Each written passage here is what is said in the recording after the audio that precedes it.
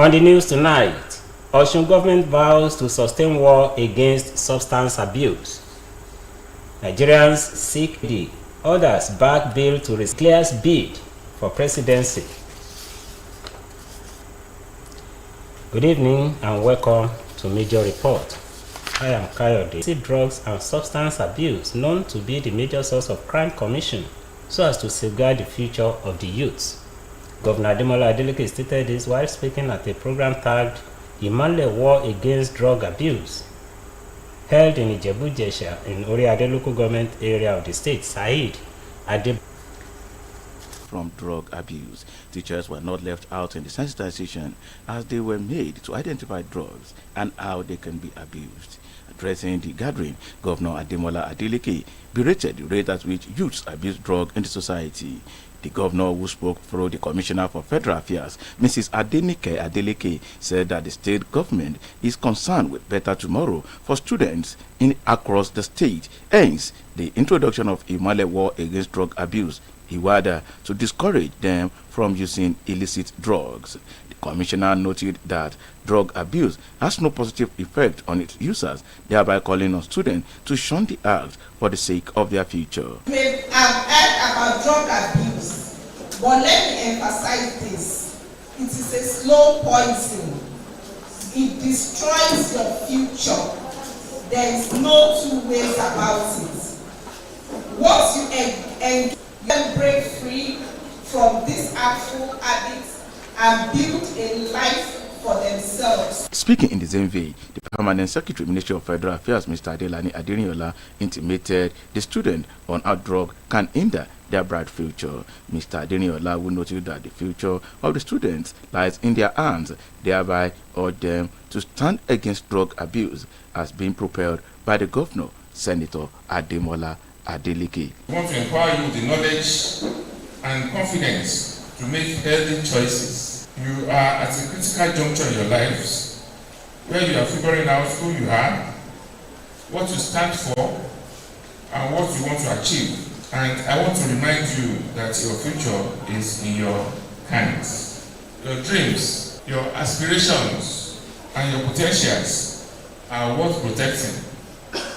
And how do you protect it?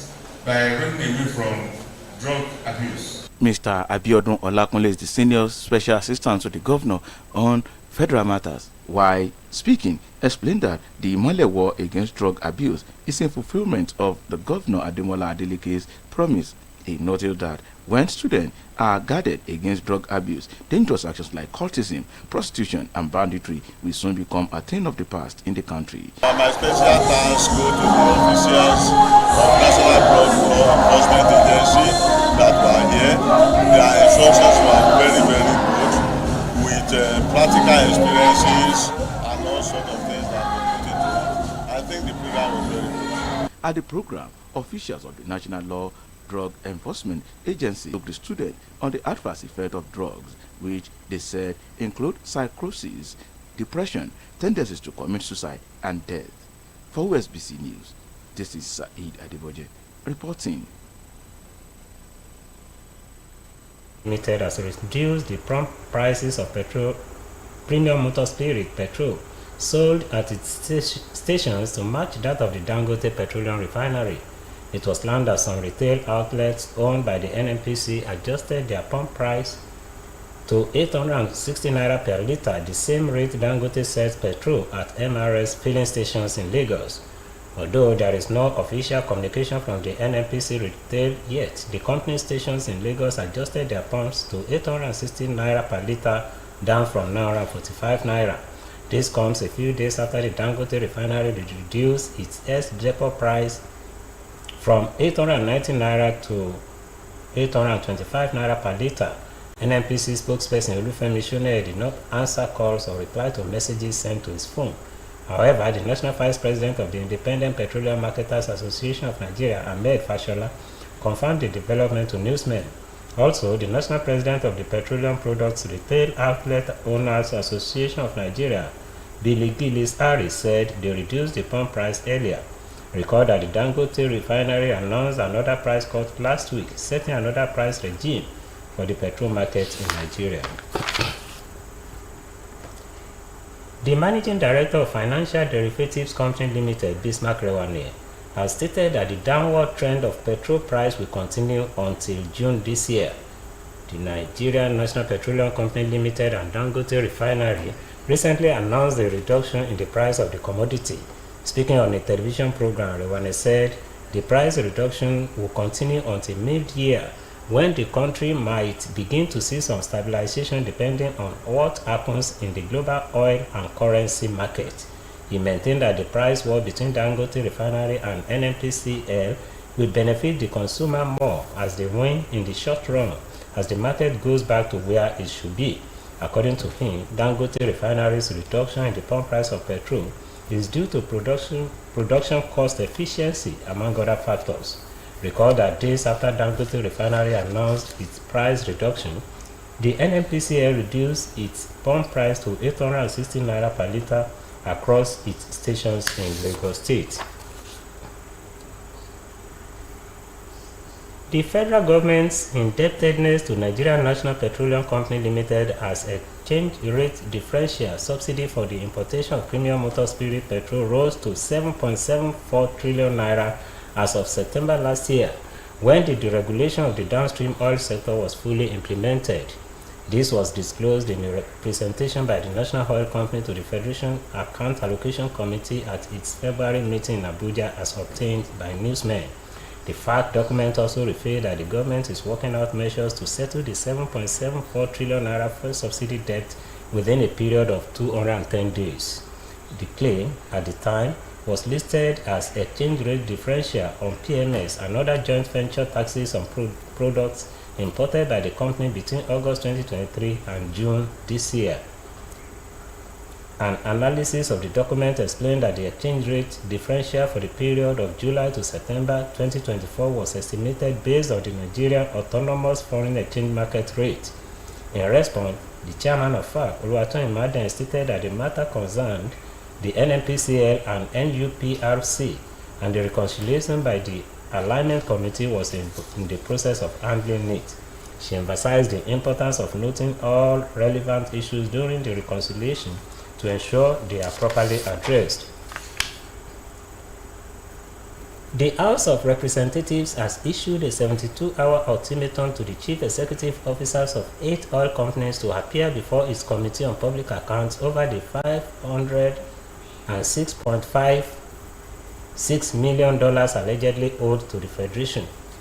The House Committee on Public Accounts, chaired by Representative Bamidele Salam, had in the penultimate week invited the accounting officers of 48 oil companies to respond to the 2021 audit queries issued by the Office of the Auditor General of the Federation.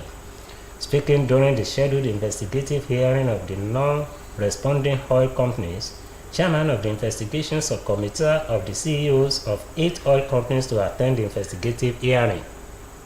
While noting that only one company responded to the invitation, Honorable Akinlade observed that the committee's summon come at a time when the Nigerian government is grappling with a significant budget deficit, having just approved a budget of 54.9 trillion naira. He said the refusal of these oil companies to settle their critical national projects. A representative from Nigeria Upstream Petroleum Regulatory Commission, Mr. Balarabe Haruna, presented the details of the company's outstanding debt to the Federation account, which amounted to a substantial total of over $506 million. Consequently, the lawmakers unanimously gave the listed companies 72 hours to appear and provide justifications for their debts.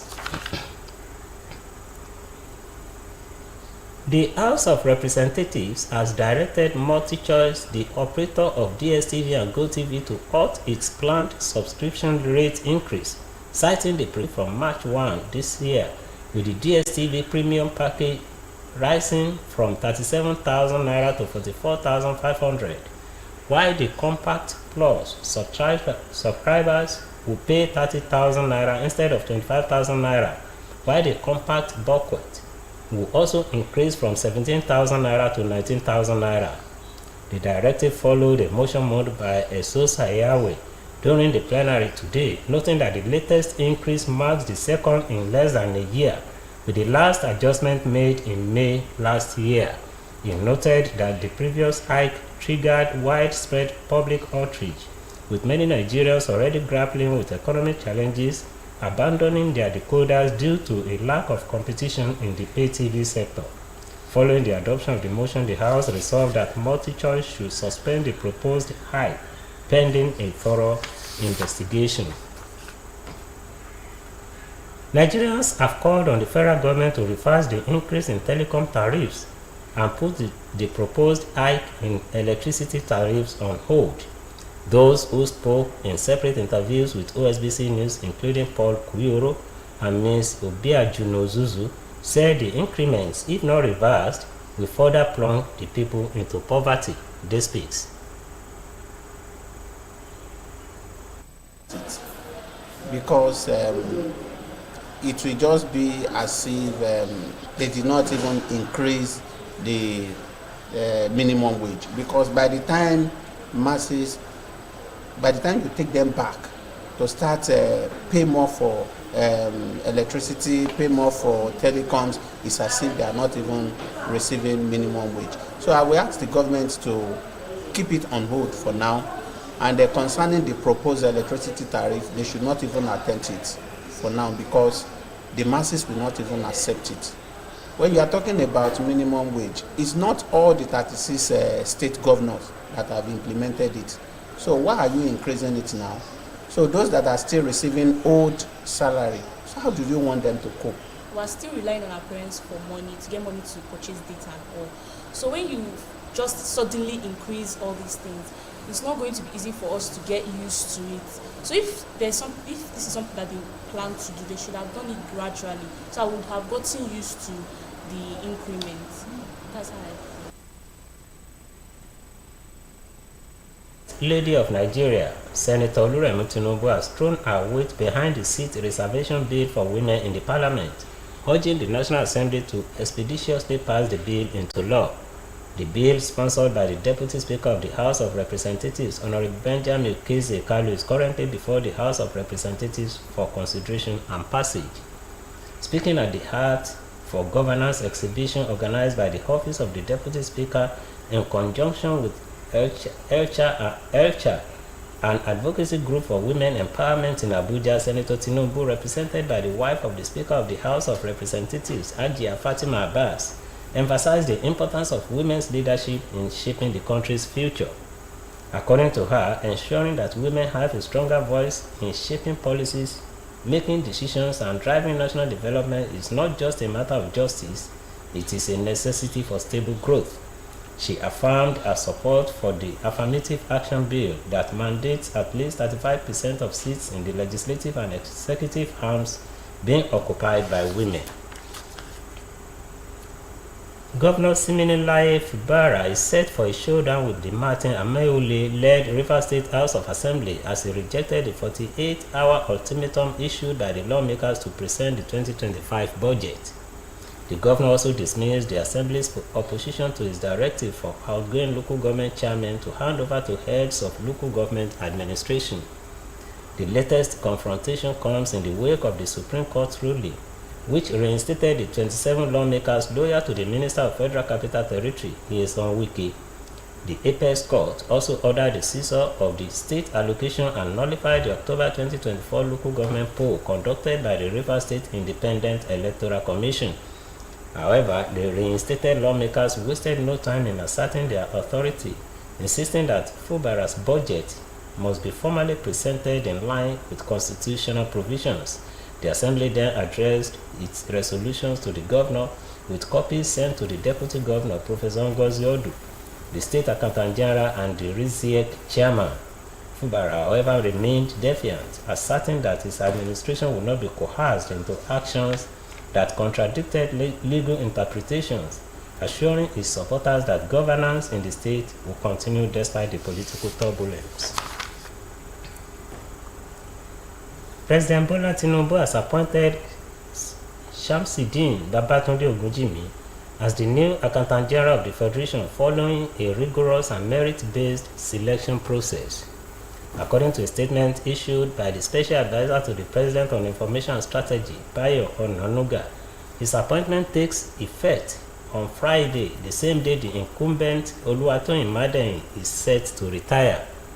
Ogunjimi, 57, was first named as Madeyin's successor in December last year, while his selection was later confirmed through a competitive process overseen by a dedicated committee.